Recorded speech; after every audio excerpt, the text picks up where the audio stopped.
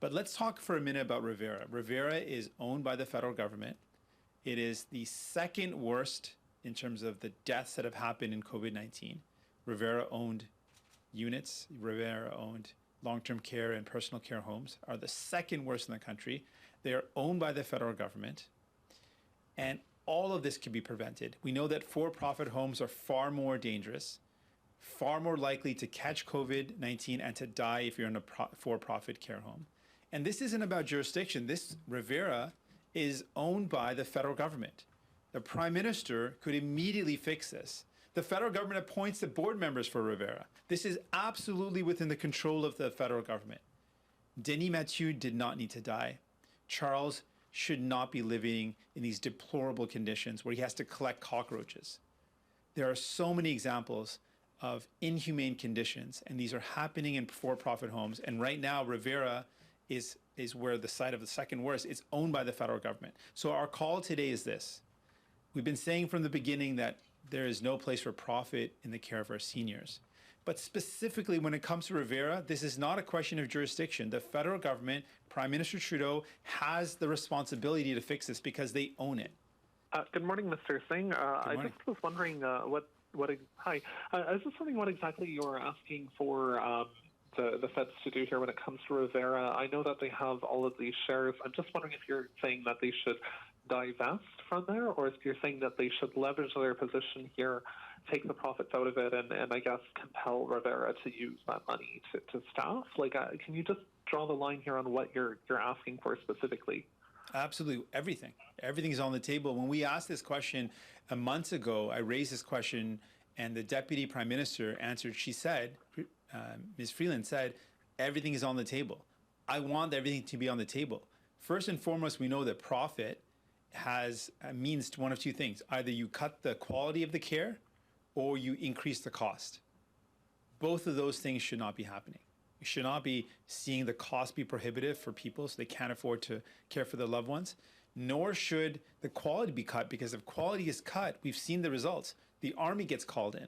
The Army gets called in to care for our loved ones, for our seniors, because they're in such deplorable conditions. So everything should be on the table. Absolutely removing profit out of the Rivera structure so that money does not go towards paying shareholders. It goes towards caring for seniors, caring for people that are in those long-term care homes that need the care.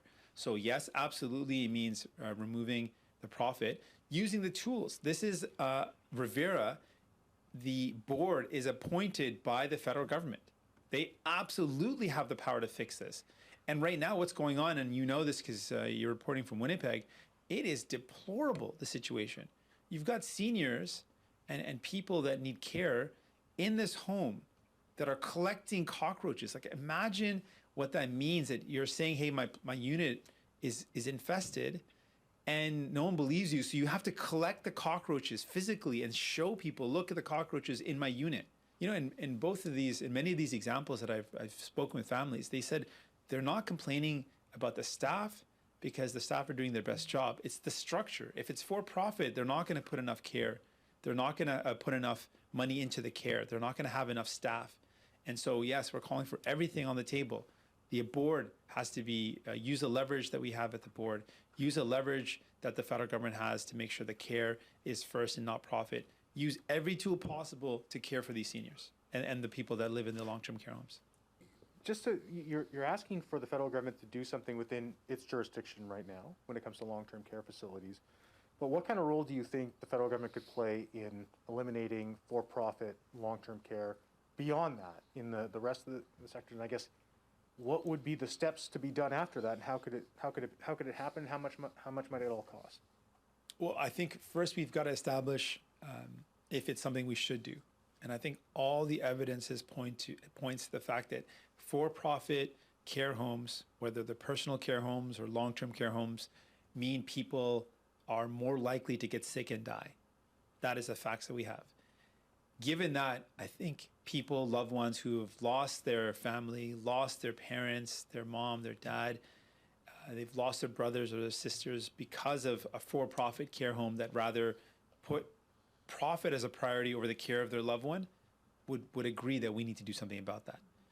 I'm saying let's start with what's federally controlled. Let's start with that right now. That is fully within the federal government's power to stop what's going on at the site of the second worst rate of, or the second worst number of deaths is happening in Rivera in the whole country. That's the one of the major causes for the problem. Let's do something there.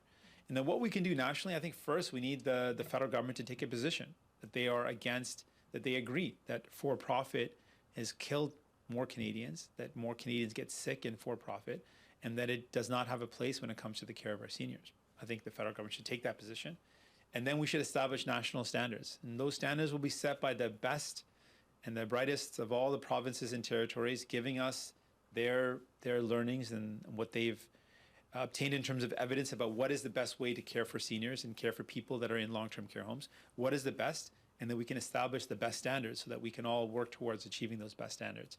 But we need a pronouncement, I think, on this, like a clear position that if it's clear, and it is in the evidence, that you're more likely to get sick and to die from COVID-19 in a for-profit center, we got to ask that question. Does it make any sense for people to be cared for in long-term care homes when they are more likely to get sick if it's for-profit? So does a national inquiry then work into this? I think, the inquiry, the evidence has been established. Like I'm not opposed to the idea of learning more, but I think the evidence is already there. Like we've seen multiple reports, multiple findings that have made it abundantly clear. For-profit homes you're far more likely to get sick, far more likely to die, far more likely to have deplorable conditions. That's been really clear. And so I don't know the merit of further investigating that when we already know that's the case. I think we now have to look towards solutions. What are the better ways to care for people in long-term care homes? How do we protect them? How do we make sure loved ones are not in jeopardy of losing their lives or being put in horrible conditions? How do we make sure that the military never needs to be called in again into long-term care homes? Like these are the things that we need to work on.